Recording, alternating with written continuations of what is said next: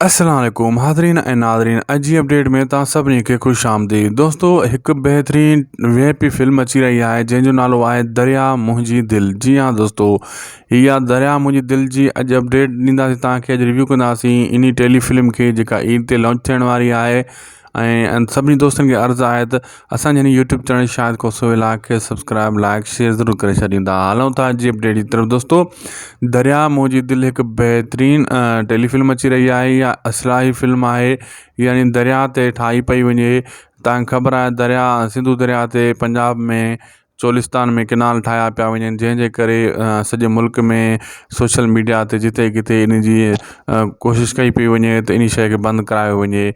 बहरहाल इन ते हाणे फ़ैसिलो कयो आहे, एजाज़ मल्हा हिन फिल्म जो हीरो आहे। इन फ़ैसिलो कयो आहे त असां हिकिड़ी छो न सिंधी टेलीफिल्म ठाहियूं त बाबा दरिया अगरि किनाल निकिरी आहे त पोइ दरिया जो कहिड़ो असरु थींदो ऐं दरिया सुकी वेंदो ऐं सिंध में पूरो पाणी न हूंदो।